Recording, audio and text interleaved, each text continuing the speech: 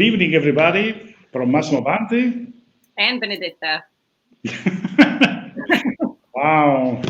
Okay, so this is the second episode because we had an episode zero. There was a prototype in the good Arduino tradition. There was a lot of prototyping, and so we're getting good at this, Benny? Yes, because I think now we have a jingle, which is awesome. We have a jingle like any good TV channel. Show. Yes, wait until we start putting the ads in the show. So what happened this week that's remarkable that we can memorable. Let's see. It was a productive week. I got some. Well, I don't know if you know that I got some swag from Arduino this week, so it felt like Christmas a little bit over the weekend. I got a couple of nice packages actually. So one thing I'm really excited about is that you guys sent me some of your tiny boards. And I'm actually planning a class for the fall around citizen science and IoT and sensing. So that's perfect. Then I had to fight over the notebook that you guys had sent me. It does have a Darth Vader in there as Vader, and my son is obsessed. And so I had to fight tooth and nails. He stole all the stickers. This is my son's laptop. My son is 4 and he has his own laptop. And so he's representing.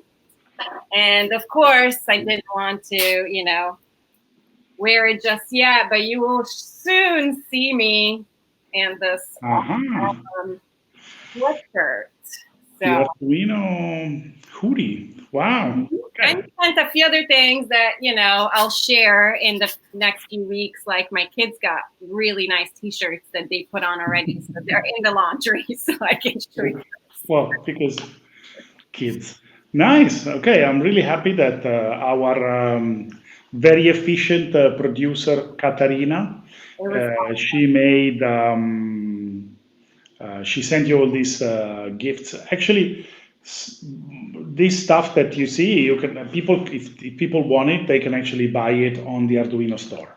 Awesome. So there's a whole selection of new swag that's available on the Arduino online store at store.arduino.cc. So if people want it, they can find it there. Yeah, from my side, what I can say is that our friend Ubi that hosts the Italian show on Monday with me, who is in the audience, and he said, "I'm here for Benedetta."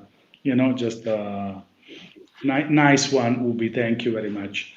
And now so he did a tutorial on how to use the command line interface of Arduino, and he had like a ton of views. So you should have a look at the YouTube channel. There's this tutorial is really nice, and this command line interface is becoming like an important piece of the Arduino in a way ecosystem, because with one single binary file, with no stupid interpreters, configurations, whatever, you just download one binary file, and basically you can do everything the Arduino development environment does in a command line. Awesome. Which is quite useful for the people who want to use their own IDE, but they want all the magic that the Arduino IDE does normally. So you'll have to try it out, Benny. I will. Well, and now I gotta, I'm all set up and equipped to do that in the next few weeks. So it was the perfect timing. Yeah, cool. So actually, also one of the things that I mentioned is that please join us here. Let me just put the banner that explains how to join us here. Because if you send us an email at bar@arduino.cc and we accept you as a guest on the show, we will then send you some Arduino gifts, specifically maybe a special t-shirt that only the people who come on the show have. So write to the email, then after we accept you as a guest, we'll send you some gift. Cool. What would you say? Should we talk a little bit about our guests? Yeah, so we have some awesome guests today. So the first guest, you're gonna interview her. Yeah. So I will bring in the show the first guest, and then I will leave you alone with her. Hi. Welcome. Hello. How's it going? Hi, Alice. Introduce yourself for the benefit of the audience. I'm Alice, and I'm a creative technologist and Arduino fanatic, and I'm based in London at the moment. Nice. So, Benny, I will leave you to talk to Alice, and I will remove myself from the screen. I'll see you in a few minutes. Bye.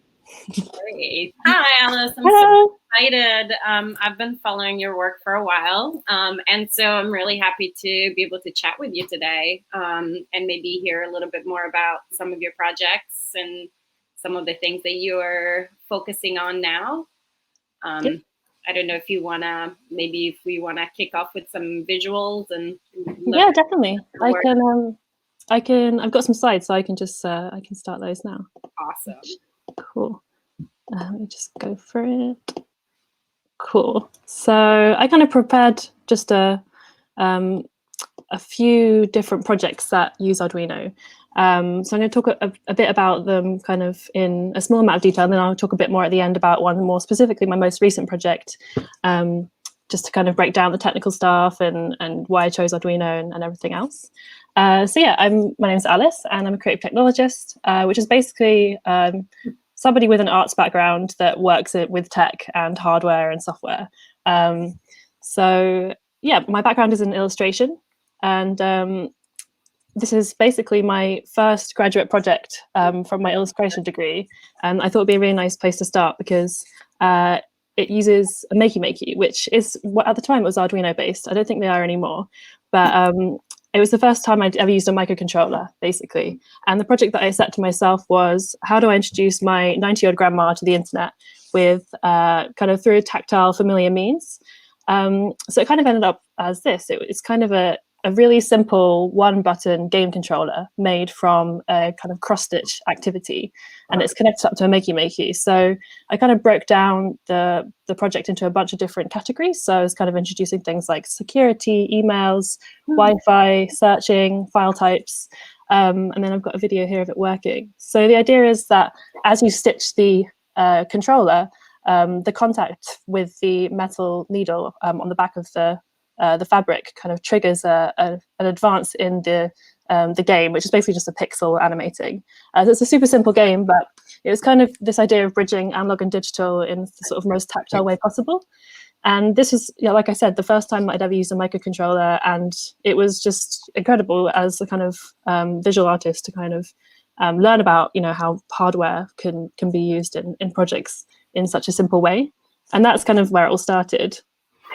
And then when I was setting up my graduate project, I spoke to somebody who worked in the workshop at Kingston where I studied. And they basically walked into the room and they were like, who knows what an Arduino is? We're opening a new workshop called the Hackspace. And I was the only person to put my hand up. I had an Arduino Uno on my desk that I'd never touched before. I kind of had no sensors, I had no batteries, no USB, I had nothing, but I knew what it was, so I said yes. And then I basically just through knowing what an Arduino was, I got a job at the Hackspace a year out of graduating from Kingston. So that was basically my introduction to Arduino. I kind of had a job where I had no idea what I was doing, how to use it, and I was told that I had to sort of teach a bunch of art students how to do it, basically. So it was a pretty intense start with Arduino. I learned very quickly, and so I guess moving swiftly onwards, after that kind of introduction, I kind of learned everything I know now in a way in that year about Arduino. I've obviously built on it since, but I got invited to do an internship at a Dutch design studio called Trapped in Suburbia, and they're famous for these sort of interactive posters that they make. So I was kind of invited to come and be an interactive intern to make a new sound poster, a new interactive poster. So this is one of them that I made. It's called the theremin poster. So the idea is that you kind of you wave your hands in front of it, and it creates sound. So the one hand controls the pitch and one hand controls the volume. So it's kind of like the theremin instrument. And then the other one I made, I've got a video of it here. It's called the shy poster.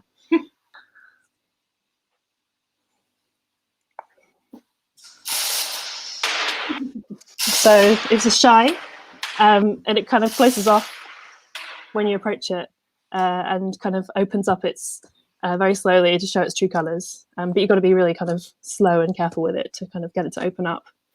So it's kind of about, I guess, personification of technology and hardware, and sort of like giving kind of, sort of animating things, animating inanimate objects and that kind of thing.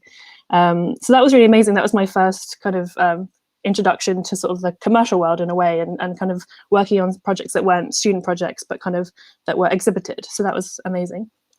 And then just finally, just quickly, kind of like jumping forward again, these are some printed circuit boards that I made with ATtinies.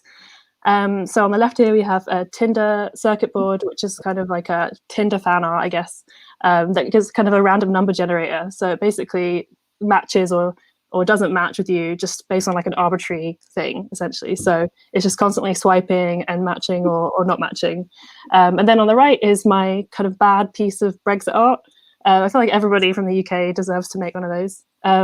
It's a EU PCB, EU flag PCB, and it's a roulette wheel. So if you press the button on the PCB, it kind of spins around these LEDs and then eventually turns off an LED at the end, kind of like signify Brexit, basically.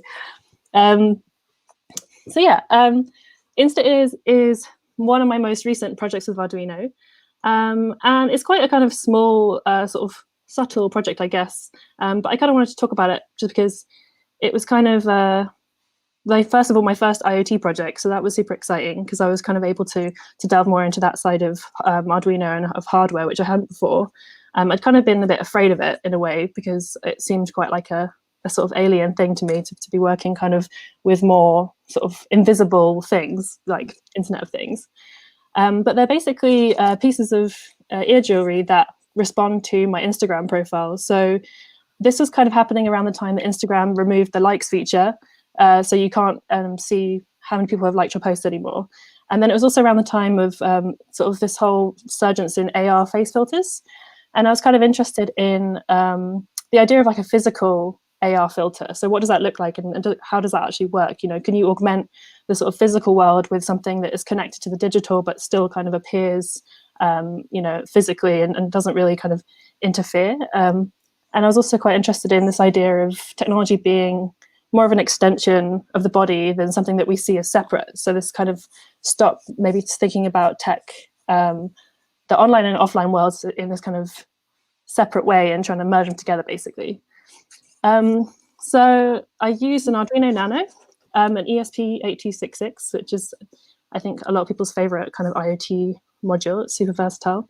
A Python script, and I communicated between the Python script and the Nano using OSC signals. So basically, I have a script that is looking at the Instagram profile, and it's listening and reading the amount of comments that are coming in and the amount of likes. And when that changes, it basically sends a signal to the Arduino to switch an LED on. So it's kind of like a really simple project in a way, kind of technically. That's kind of my ethos in a way, is sort of like keep things as dumb as possible in a way, because I'm kind of all about like the accessibility and you know, keeping it simple. But it was also really fun to kind of work with something so small because I was able to create all these custom connectors out of sort of bead and jewelry making materials, which is super fun as well. And yeah, that was the outcome. So that's all I have to say about that project, and that's my presentation. Awesome. I'm so happy to see one of your earlier projects, the sewing one, just because I very much think like you in a way in terms of like physical interfaces or tangible kind of objects. And I was super excited about this project, the fact that you kind of refer to it as like, you know, physical AR. But also just I'm a network nerd, so I love crafting, and so when I saw that project and just now knowing that it was like kind of your first introduction to electronics and interaction design, it's sort of mind blowing to me, because it's in a way it's actually really complex and really conceptual. So it's kind of amazing to think. Is that the Stitch project? Yeah. If you see how I actually did that, I actually built the animation in Flash with ActionScript, because I just had no tools. I just didn't know kind of what I was looking for. I mean, I've since become like an expert Googler, which I think everyone needs to be able to sort of get by with this sort of thing. But I just, every frame, there was like 800 frames, and every frame I copied and pasted a piece of text into the ActionScript, and I edited every time manually. I just like had no idea like how to automate anything, and so yeah, it was a real like labor of love to do that, but it was great. I mean, I think doing things amazing. I mean, it's a really beautiful and thoughtful piece.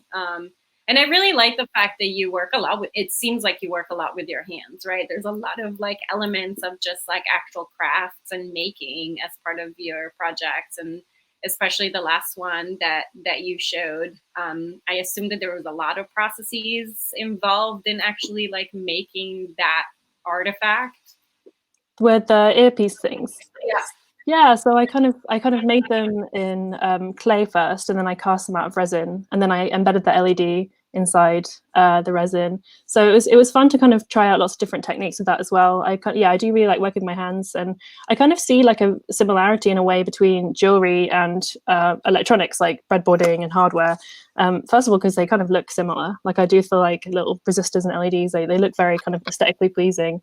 So I guess I try and bring that out in my work and my experiments. And I think also the process of building hardware is also just very similar to, it's just like craft, you know, there's no difference to it. And I feel like electronics and platforms like Arduino can definitely kind of just enhance existing craft in a way, rather than sort of offer an alternative. They can kind of, you know, make things better and expand on them, which is kind of what I'm going for.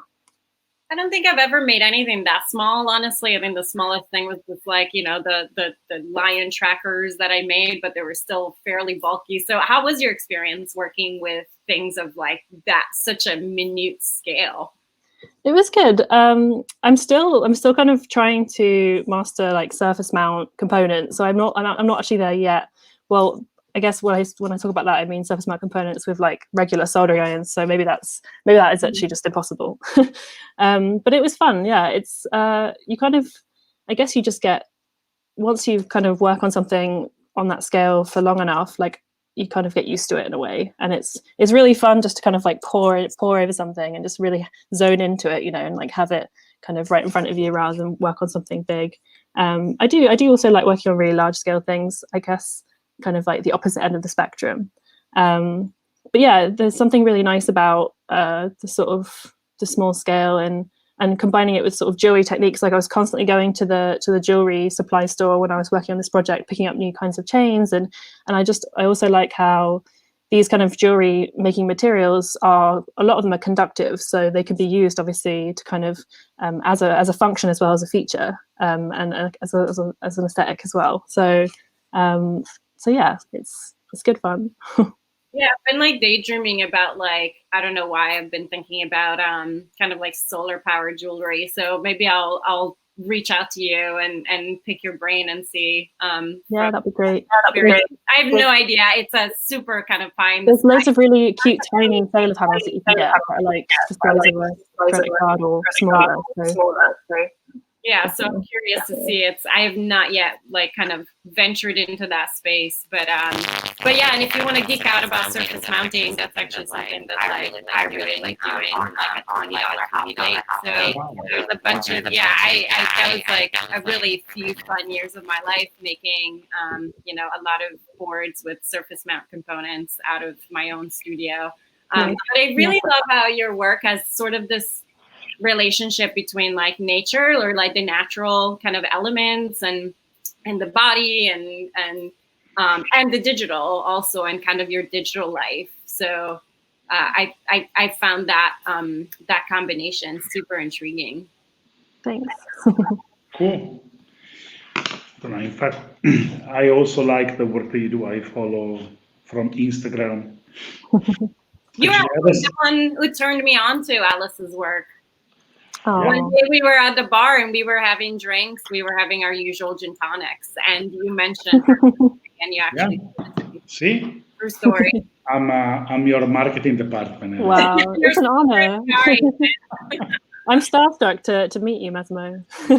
Oh, I'm very happy to meet you too.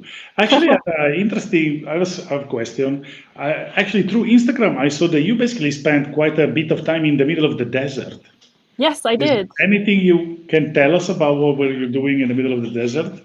Yeah, I was living and working on a project in the middle of the desert in California for 3 months from January until just recently. The project's called Brahman AI, so you can see it at brahman.ai. I can maybe post it. But basically, it was like an experimental community project in kind of high tech and low cost living. So a bunch of kind of art tech people went out and lived in the desert for 3 months and just made projects, and there was a lot of Arduino. I did an off-grid soldering workshop, which is amazing, just using generators and solar power. So yeah, the challenge of kind of working without grid electricity was super interesting actually for this hardware projects. I learned a lot about solar out there, which is great. Wow, Yeah, it was great. very nice. I think we'll probably do it again. So Off grid, and you already triggered the Benedetta, that everything that's like solar, off grid, you know, resilient. you should join us next time. Yeah, I would love to. I would love to figure out some way to play around together.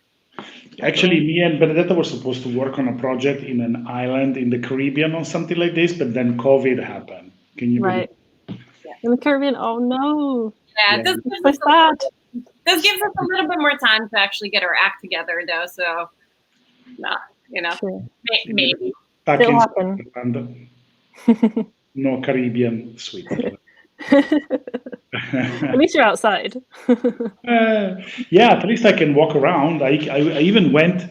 I took a trip on this mountain this weekend because Wow. we can actually walk around in Switzerland. We're not locked That's in. amazing.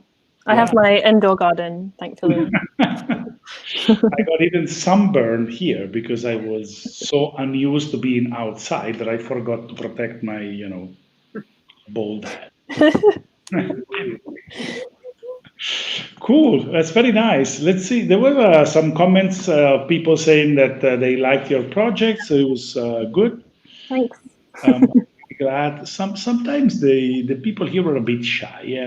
They're not always. They don't ask enough questions, I have to say. Dear people who are watching right now, you don't ask enough questions. But yeah, so do you still have that slide with all your contacts so that we can show it? Let me see. We'll get it up again. 1 second. I'll be the first person to email you, probably. Yeah, please do. If you have questions or whatever about projects, please get in touch. Is that working? Yeah. Yeah, that one. So yeah, my Instagram, Twitter, website, whatever works for you. Can check out the work that Alice does and follow her on Instagram, where so I have another question. It might sound a tiny bit, but I'm just so intrigued by the fact that when you do Instagram stories, you always use a filter that makes you look like an elf. Yeah, I'm really sad that I can't have that right now. I feel kind of naked. I was trying to figure out if I could do it, but I don't think it's possible. Yeah, I like that filter a lot. I feel like it kind of like it's more me than me, that filter. And also, so that you actually play the theremin. I do. I have a theremin. It's in Amsterdam, but I have a theremin, which is kind of like a digital theremin by Moog. Yeah. And before I left for the desert, I was taking requests, and I wish that I had it with me right now because it would be a great thing to do in lockdown to just play a theremin for people all day. But maybe I'll build one because I've built a theremin with an Arduino before, obviously. So maybe I could build one and start taking some requests. Could be a nice project.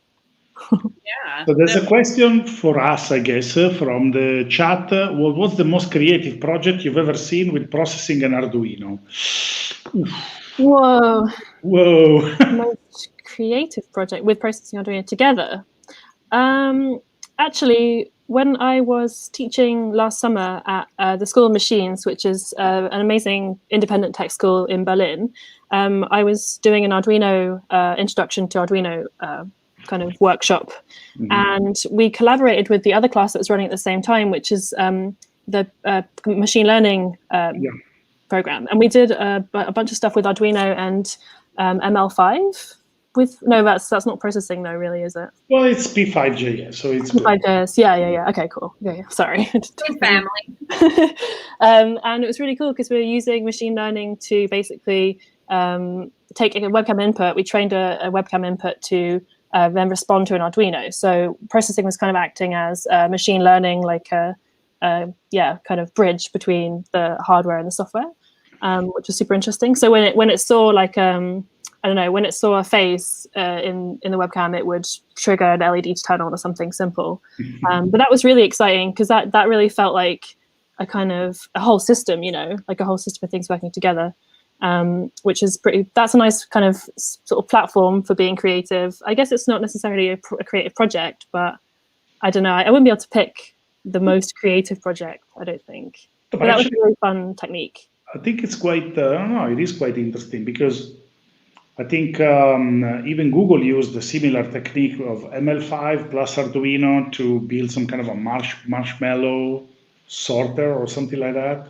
Cool. So they used ML5 and the camera, and then the Arduino was kind of doing the actuation.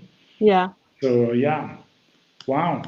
That was cool, yeah. I think processing is great for kind of taking webcam input. If you want that kind of quick prototype with a webcam, processing is great for that because you can there's a bunch of really easy to understand examples and it's quite easy to plug it into Arduino. So yeah, it's cool. So now that, so do you know what you're going to do after this lockdown ends? Or future plans you want to tell us about? I'm just kind of looking forward to working on more projects and doing lots of soldering because it's my favorite thing to do ever. And yeah, I've actually got an Arduino IoT, the Arduino Nano 33 IoT. So I'm going to be playing with that a bit in lockdown. And yeah, I don't really know. I don't really actually have plans. And the ones that I did have are just sort of like floating around. So I'm happy to float around. Wow. Nice. Well, then I guess if anybody in the audience needs a good creative technologist, have all the contacts and hit me up. Cool. Or just a friend. Nice. All right. So for now, thank you very much. If you can stick around a little bit more, we'll bring all the guests back at the end for saying hi to the viewers. Cool. So thank you very much for being with us, and I'll see you in a few minutes. See you in a bit. Alice. All right, nice. Don't you like when you can invite people that do nice work and? Yeah, and it's funny enough that we did talk about a long time ago before this show even existed. So it's all coming full circle. Since we can't have drinks any longer, then for a while, then we can do this. We can be productive. We can actually be productive. What? When we have drinks, we are productive. Actually, our brains work even better when we share Google documents that we never finish. That's what happens. Okay, you're right. Okay, let's bring in the next guest. Ruben, hi. Hey, nice to meet you. Nice to meet you. Introduce yourself for the audience. Yeah, so my name is Ruben. I'm based in Amsterdam, and I'm a founder of Frolic Studio. We work a lot with Arduino. I guess that's also the reason why I'm talking here tonight. Yeah, maybe I can start sharing some slides. Yeah, absolutely. Maybe Alice has to stop sharing her screen. Yes. But sorry, Give me a sec. technical. So maybe you can share now. Okay, perfect. So 1 second, and then so are you able to see what I'm seeing right now? Yes. Yes. Okay, perfect. So yeah. Okay. So I already said I'm Ruben van der Vleuten. I'm Dutch, and I'm also living in the Netherlands. I'm the founder of Frolic Studio. But before I actually founded the studio, which I'm going to talk a bit more about, I studied in Eindhoven, and I started as an industrial designer. But over the course of the years, I basically changed my background, my passion a bit, and I worked more and more with technology. So at the moment, I'm not really sure what I can call myself anymore. Maybe a creative technologist, industrial designer.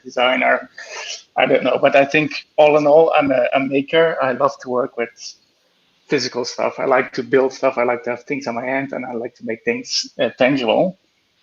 And that's also how I ended up studying at CID, where I actually met Massimo for the first time and also got introduced to Arduino for the first time. And I really loved having the power of combining electronics with the physical world, interacting with it, being very hands-on, prototyping all the time. And with that mindset, I started Frolic Studio together with one of my colleague students at the time, Andrew Spitz. And together we started Frolic Studio. And at Frolic Studio, we basically a product design and development studio. And basically the thing that all our projects have in common is that they have a physical thing that contains electronics, it's connected to the web. So it's always physical, maybe sometimes a bit of digital, but there's always some electronics involved. Within that, we do B2C, consumer electronics, whatever you can tell, but there's always some physical aspects to it. So, and some of the work we did over the past couple of years, we did some projects for KLM actually, which was a care tag, which was like an audio GPS guide, which would walk you through the city of Amsterdam, giving you tips and tricks about the city. We did another project called Smartians, which was a way to make your dumb objects smart. So say, for instance, you have like a really nice old vintage lamp, which you really attach to, but at the same time, you want to make it smart and be able to control it with your phone, then you can attach a Smartian to it. And in that way, you can control it with your phone. And on the right, you can also see another project we did for WestJet. It's a flight light, it's a projection night light. And one of the things that all of these projects have in common is that we all started off these projects prototyping with Arduino, and we have a really hands-on approach at the studio. We come up with something and we want to build it. And with that, Arduino is such a great tool. And that's also why I want to talk a bit more about another project we did. And I want to show you a bit how we use Arduino in a professional environment. And the project I would like to talk about is a project we did for Shell TapUp, which was a spin-off of Shell. And TapUp is basically a company that does refueling as a service. And they started off 2 years ago here in Rotterdam. And basically they asked themselves the question, like, how does the world look like in 10, 15, maybe 20 years when there won't be any gas stations anymore? As we know, the energy transition is going on. There's more and more cars electric. So there will be a point when there won't be any gas stations left, but there will still be some cars on the roads which will need to be refueled. And they were thinking like, how can this world look like, and how can we deal with that world? So they came up with TapUp, and very simple what it is. It's refueling as a service. So it's a B2B service where you have like these small vehicles driving around, and they go to business which have big car parks. So maybe municipalities or delivery services. And these are companies which have maybe like 50, 60 cars standing around. And the way it normally works is that all these cars drive to gas stations one by one to get refueled. And as you know, that takes a lot of time, takes a lot of fuel, it costs a lot of money. So then they were thinking, okay, what if instead all these cars come to the gas stations one by one? What if we come in one go to all these cars, and we maybe after 6 o'clock or after closing time, we come to these cars and we fill them up one by one while they're all parked at the same spot. At the same time, they were also thinking in this whole energy transition, okay, what can we actually do opposed to the traditional fuels like diesel and gasoline? So they, at the same time, they were also looking into alternative fuels. So they were saying, okay, what if we can provide these cars with not diesel, not gasoline, but alternative fuels? And that was one of the things they also started pushing. So they had these cars driving around, but one of the problems is that they had all these cars driving around, but they didn't know where they were, they didn't know how much fuel they had, they didn't know how much fuel they were delivering. So they came to us with the question like, okay, is there a way that we can make these small cars, where they had a whole fleet of, if we can make them connected? Of course, we said, yes, we can.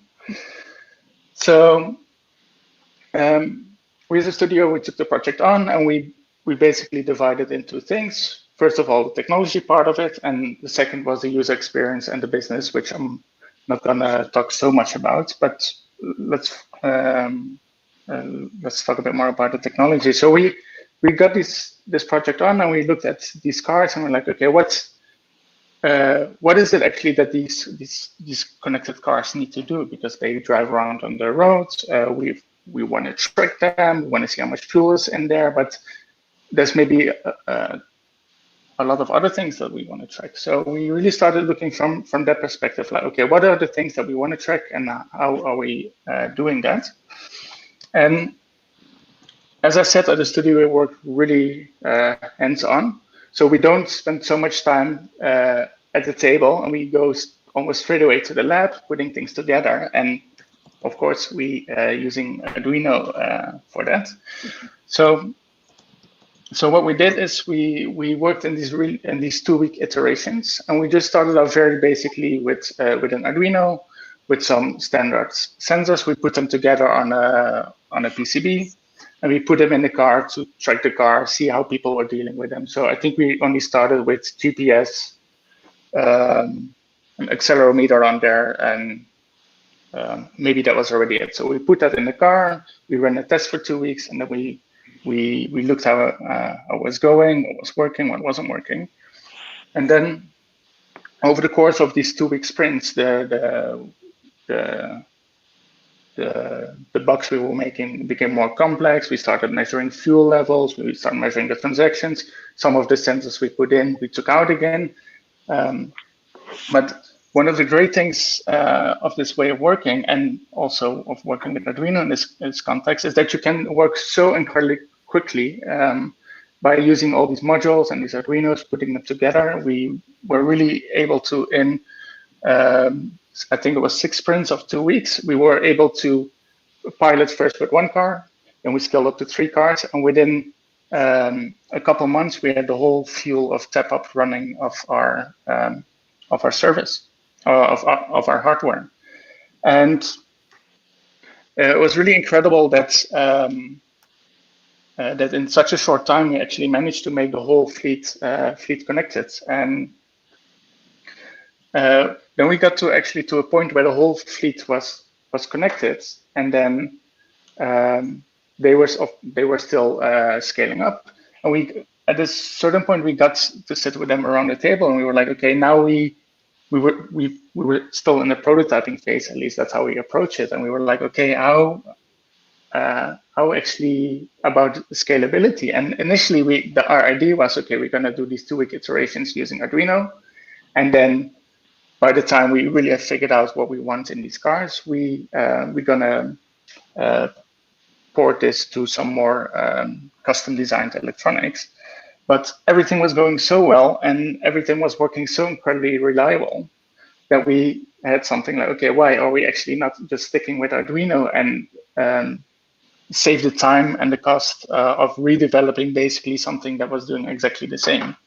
So at that point, we actually decided to stick with Arduino for the time being. And it's really great to see that even though people not always link Arduino with like very professional setups, you can achieve something very reliable, very scalable to do basically whatever you want. And that's why I was also really happy to see that you started to I think it's called the P7, to have a line aimed at more professional users. But yeah, it was really. So what's really happening great. to this project? Are you still developing it, or? Yeah, so basically we're still developing it. Tap Up now also moved to the UK. They're in the US as well. So basically we're still developing the platform. And that's actually another great thing about something that we figured out with these Arduinos, because we were using the Arduino Maker 1400, which is using 2G and 3G as a connectivity. And then we were using a provider in the Netherlands, which was basically phasing out 3G. And then we were like, oh, now what? So initially we were thinking about changing provider, but instead of changing provider, we just popped in an Arduino Maker 1500. All right. We changed our firmware, and now it's running on LTE-M. So it's really great to have this versatility, and we're still developing the platform. We're still adding features, optimizing it, but it's great to. Aren't you happy you didn't spin a custom board and then had to change it in a different country? Sorry? Aren't you happy you didn't end up like spinning out your own kind of custom setup that then you would have had to tweak in terms of connectivity as you kind of moved across? No, exactly. That's the whole thing why we also decided to stick with it, because imagine that we would have built a whole custom board with a like U-Blocks module, everything soldered on there. If you then want to change your connectivity technology, it takes a lot of development. You have to manufacture a lot of things that like money consuming, time consuming. It's not good for the environment. And now we were just basically able to just use the same hardware, only swap the Arduino, change a bit of the firmware, and we were ready to go. So even from every perspective, that makes sense. So that's very nice that you have done that, because that's exactly the reason why we did it. And I was really hoping that somebody was going to end up in a situation where they say, hey, I'm just going to swap the MKR, everything else more or less stays the same. I'm just going to fix my firmware and then I can migrate. And this is exactly the reason why we did that family of products. So I'm glad we used it. Yeah, no, it's really a good experience, and also it was the first time for us that we really used the Maker family, because before we used the other boards, but we using the Maker family was working great. So I think that also kind of concludes what I wanted to share about this. Nice. So you guys are based in Amsterdam. You work anywhere basically. Yeah, especially now. No, but yeah. So we're based in Amsterdam, but we have clients mainly in Europe, some in the US. So if someone finds themselves in Amsterdam, feel free to drop by. We have like a nice studio. We always have lunch there with everyone, so you're free to join. Nice. No, good, nice project. I like it. Also, let me just remove this. More space. Yeah, no, nice project. I like the work you guys do. Also, you were a student at CIID, so remember, I think probably the very first project you did was by repurposing a meat grinder.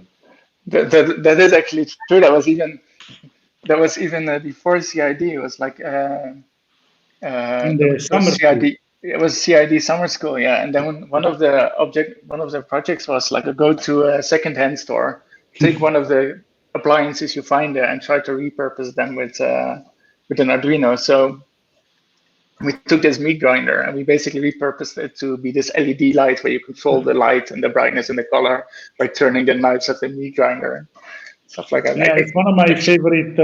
It's one of my favorite brief to give to the students when they do these short courses, because also in Copenhagen, if you walk around, people sometimes leave things on the sidewalk so that people. So you can also find all sorts of technology left for. And one of the things that I can still remember from that course, which blew my mind, because at the time I was not really experienced with electronics, is that some people found like an old CD drive or something like that, and then they took it apart. And I know that Massimo, you held them to, I think it was a motor drive or something like that. You connected the Arduino to the motor driver to control the CD drive, and I was amazed that with an Arduino and hacking this old thing, you could actually control like this driver. It was like, at the time it felt like magic. It was really great. Yeah, it's always very good fun. That's what it's. I mean, now you teach as well, so you understand how fun actually it is to work with the students. Benedetta's been teaching now for a very long time as well. How many years have you been teaching now? I mean, I started. No, go back. Sorry, when did you start? Benedetta, when did you start? I started teaching after school about almost 20 years ago. Ruben, when did you start teaching? Not so long, I think 6 years ago. So it's not... That's a long time. That's a long time. Don't underplay your experience right now. No, I've only been teaching college for almost. All right. So thank you very much. Please wait a little bit so that we can bring you back for the. So I'm gonna send you back to the green room. Remember to stop the screen sharing, and I'll see you in a few minutes. I'm gonna bring our next guest, Davor from Croatia. And we're everywhere. Welcome. Hello to all of you. Go ahead. So before you start talking, let me just say something. So as usual, we provide the people who are watching the show with a discount code. So if they want to go to the Arduino store at store.arduino.cc, they can buy something with a discount. And in your honor, the discount code tonight is, let me see if it's the right one. The code is Croatia. Oh, this one is called Croatia. Great. Wow. Yeah, it has to do with the fact that our producer is from Croatia too. So great. There was some. So apart from this little sort of promotional part, Davor, welcome. Tell us a little bit about who you are. First of all, I would like to say hello to Massimo, Benedetta, Ruben, Katarina, and all of the other watchers around the world. I'm from Vukovar, Croatia, and I'm also like Benedetta in teaching. I'm not in a business field, but in the teaching, and I teach high school here in a local high school in Vukovar, Croatia. But before I start my presentation, I would like to show that just a few days ago, I received my Arduino Lover t-shirt for participating in the Arduino Day. So thank you for that. Oh, no. And it was great. One of Arduino's biggest fans in the world. Yes, fan and like to do stuff with Arduino. So if I can start my presentation. Yeah. Okay. Tell us more about what you do. Okay. Start the screen sharing, and I will bring it to the screen. Boom. Okay. Perfect. Am I on? You are on. Okay. So as I said, my name is Davor Šijanović from Vukovar, Croatia. I am a high school teacher, maker, and like Massimo said, the biggest Arduino fan in the world. And what a little bit about me, as you see in the photographs here, Besides teaching, I do a lot of projects with the students and participate in many manifestations, seminars. We do Skype with other schools all over the world and really enjoy that. And also work with Arduino and other microcontrollers. My personal projects, what I like the most and I'm really proud of is the first one is Smart City of Vukovar, our view over smart living. It's a model that is fully functional. This is the project that I will be talking about because actually this is my first project with Arduino and I'm really proud of it. The second one is earthquake detector in real time. This is the project we presented at Makers Fair Rome, European edition in 2019. And the third one is actually the one that I'm still working on is Lego robotic arm that really can move in all direction, can squeeze hands. And I'm working on connecting it to Arduino to really does all the, how would I say, all the functioning with servos and with pneumatics. So I'm still working on it. How I got started with Arduino here, I'm not going to talk about all this, what is written, but we started in 2016 and the last project, Generation Next, by Creation Telecom and the Institute for Research and Innovation of Youth, we got accepted into this project. In the pictures here, as you can see, when I got my first Arduino kit to work on this project, actually, this Arduino kit was implemented in the Smart City of Vukovar model. And this is the workshop that I attended the first time when I started working with Arduino. Actually, this is the actual the picture of our model, Smart City of Vukovar, our viewer smart living, and this was our mandatory task to complete through this donation project, Generation Next.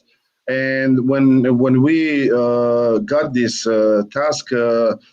I asked myself, "Oh my gosh, what I got into! I don't know anything about it. How am I going to do this?" So little by little, we myself and the students, and also my wife works with me at the same school. She's a computer science teacher, and we work all this together. So we kind of brainstormed and thought what we're going to do. And actually, it came out really nice. We were surprised because this project got so much media attention. This is unbelievable. When we I forgot to say that when we got this task to make a model of a smart city, we took the first place. We won on the creation level. It was the best high school project in the entire country. And after that, we were all over the newspaper. All TV stations called us. They asked us how we made this. What are the functions? And I will explain that as I go along. But we never knew, we never expected that it would get so much attention. And I will actually the whole model is made out of, it consists of 4 mini projects. You can see the smart traffic lights, the smart parking, smart city lights, and the solar sun tracker. So I will try to explain little by little each one of them. And as I said, the brainstorming was how can we improve all these emissions in the atmosphere, the greenhouse emissions. The EU has the most of it, and the transportation is traffic is largest polluter after the energy industry. So we came up with our solution how we see a smart city. So the smart traffic lights we made them very adaptive to the current traffic.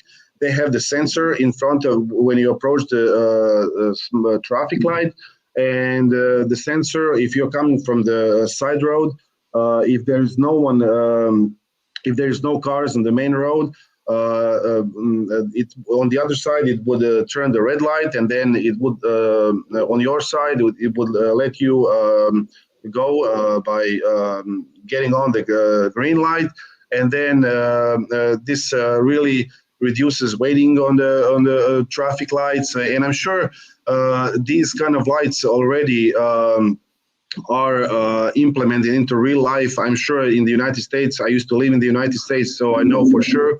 And I don't know about Italy and other countries. I'm sure they have them too. We don't have them in Croatia yet, but they're really, really helpful. Smart parking also use a sensor, and we just got implemented one because of our project. We got implemented one in our hometown, Vukovar. They use the sensors, and they will let you know how many parking spaces are empty, how many parking lots are full, if there's a ramp, if there are no spaces left, the ramp would not let you in, and so on. For this project, you can see we used all Arduino boards, which are great.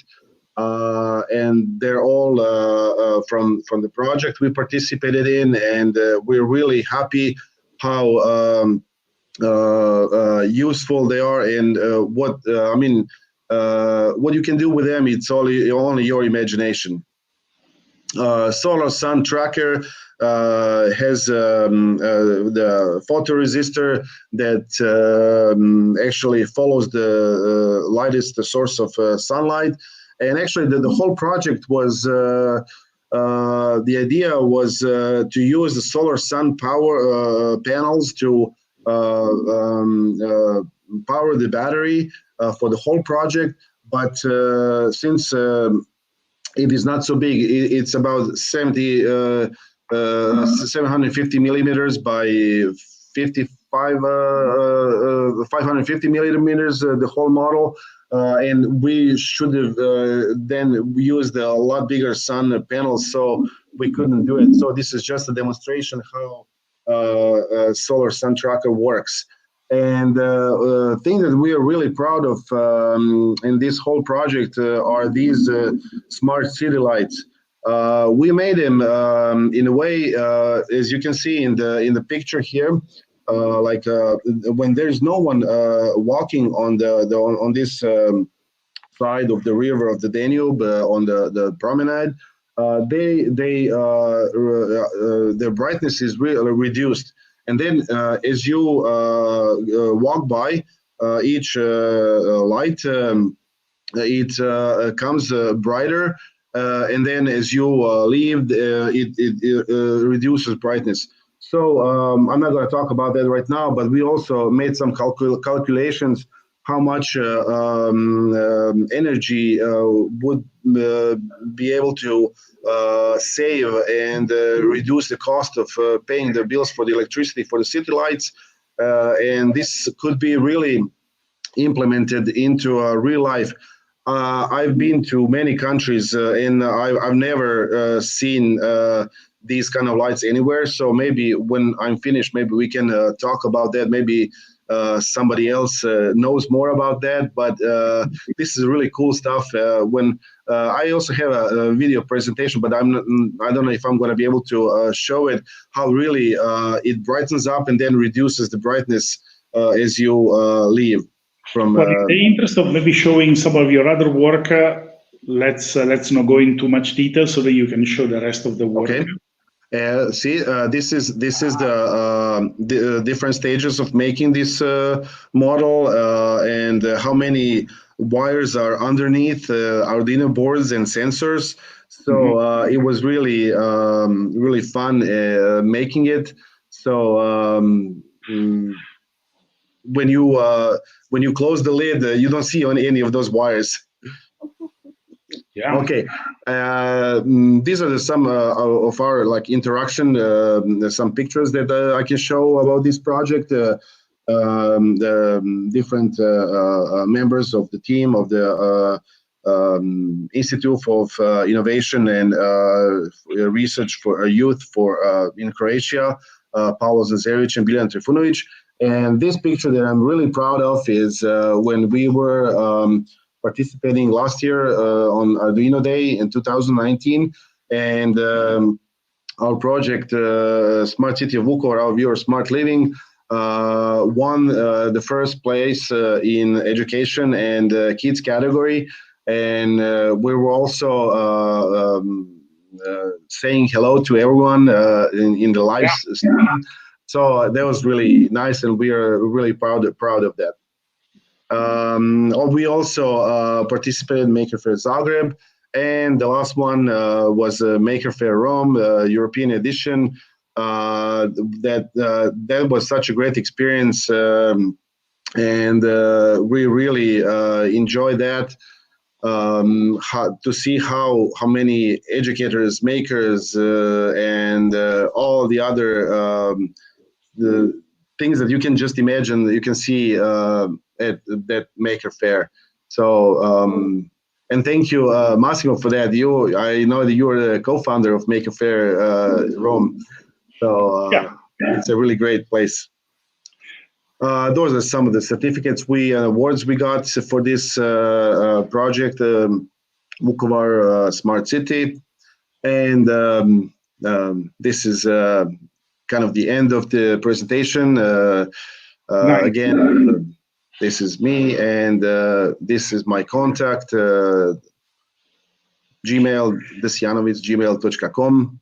There's a question. Somebody is asking, what kind of sensor did you use to implement the smart traffic lights? For the smart traffic lights, we used just a second to stop. Okay.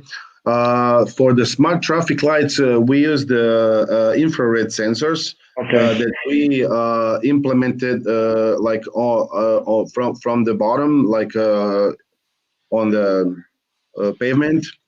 So as the car approaches the traffic light, it senses, and it's really cool to see the video how on the main road it turns the red light, and on the side road the green light, and then as soon as the car passes, you can see the lights change again, and it's really the main road has always the green light, and it's really cool when you see that. I don't know if maybe some other people can tell us their experiences in real life.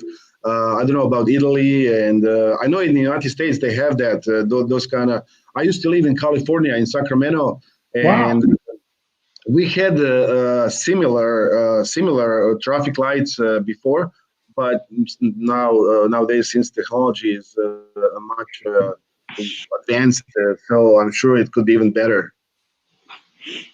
Yeah, wow. So what do you teach at the high school? What's your subject? This is really interesting. I said I'm a teacher and a maker. So I don't teach electronics. I don't teach computer science. I'm a physical education teacher. And yes, and I also, besides that, I've been kind of like a maker all my life. I've been doing things since I was a little kid. I like that. I like electronics. I like all these kinds of stuff.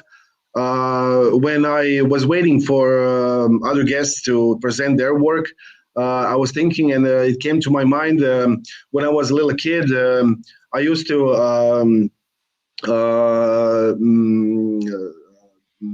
break things apart, open up the electronic devices. So I remember It's one sketch. I took, for example, from how was it before? It wasn't CD player, but it was a long play players. Remember long plays? Yeah. So I took one apart and I got the transformer out of it.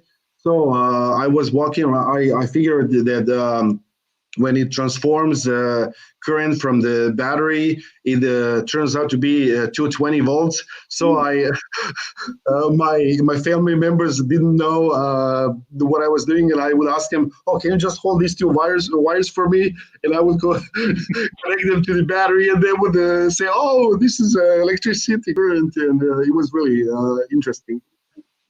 Very nice, very nice. Just interesting to learn that you're a physical education teacher. Yeah, That's very cool. That's very cool. but I do this kind of stuff all my life, and I like it, and that's why I'm Arduino fan. Yes. Yeah, no. Thank you very much for telling us the story and telling us about the project. I see that you won a lot of prizes. So, are you like a mini celebrity in Croatia? Like No,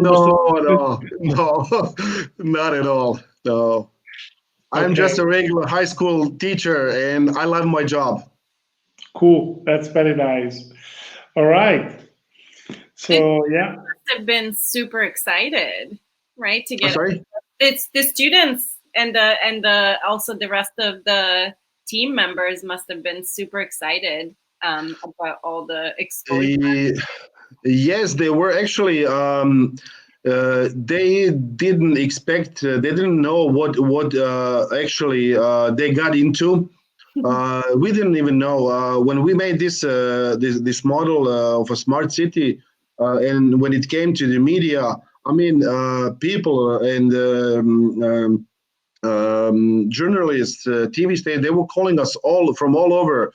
We were, I think, guests in like 4 or 5 TV stations all over the media. Even I'm sure Benedetta, you would know. There's a website in United States called Programming Electronics Academy. Yeah, and they published our story on their website in the United States. It's a beautiful model. You never get to see the whole kind of ecosystem working together. So I think that's why it's so good at communicating what it is that we're trying to do. Yeah, thank you so much. Actually, we mostly got, of course, positive comments, but there were also comments. Oh, this is just a toy. But when we lifted the lid up and showed them how many wires underneath and how many electronics devices and sensors are beneath that, they would say, "Oh, we didn't know it was like that." And it's something that is really. You can implement it in the real life. Yeah. No, but also prototypes are important because when people see a working prototype, they suddenly become much more motivated and say, "Hey, this should be made into a real project." So it's important if you make a small scale model, it still can inspire people to say, "Hey, what happens if we actually make it into a real thing?" I don't know. I said in the beginning of my presentation, our city officials, when they saw how much we were in media last year, I think in September, they implemented smart parking in real life in the center of the downtown of Vukovar. That's what a big model does. That's amazing. Cool. Well, okay, thank you very much for for visiting us and telling us your story. The people in the comments loved it, so it was very nice. We obviously like the stuff that you do. Yeah, somebody says this thing is an inspiration for the world. Oh my goodness! Thank you. Thank you. All right, but we are actually at the end of our show, so we're gonna call the other guests back on the streaming so that we can all say goodbye to the viewers. So we have an Italian version of this show, and so what happens is that since we are Italians, we also have to say hi to our relatives at home. So we imported this tradition into this show. So you have like a few seconds to say hi to your friends and relatives around. So let's start with Alice. Hi to all my friends still living in the desert. Yeah. I want to come. See you there. See you next time. Yeah, it's like a permanent Burning Man type thing. Yeah, pretty much. Ruben. Okay, I want to say hi to all my friends who I haven't seen in a long time because they're all locked up in their homes. Good point. Good point. And then Davor. Okay, I would also like to first say hello to all of you, to all my family. Like Ruben said, we haven't seen some of our relatives because of the lockdown for so long. So I'm saying hello to them as well. And I would also, if my students watch this, I would like to say them that I'm really proud of the work we did together because this year, their senior year in the high school, they're having a really tough time because of the lockdown. I hope they're gonna get into the universities they like and they want to. And also, hello to all the watchers around the world. Thank you so much. Thank you. So Benny, who do you want to say hi to? I don't want to say hi to my family. I talk to them way too much now. They're home and they have nothing else better to do. So I would rather say hi to all the people that I don't know that actually joined us today and that commented and that have been following the show. And obviously a special hello to Ubi. The ever-present Ubi, that even when he's not hosting a show, he's also kind of, his presence kind of lingers. All right. So thank you very much. Let's say goodbye to our viewers. We're going to end our broadcast here. I'll see you next week at the same time. One last thing, we would like to remind you that the promo code for today is Croatia. Somebody Croatia, was thank you.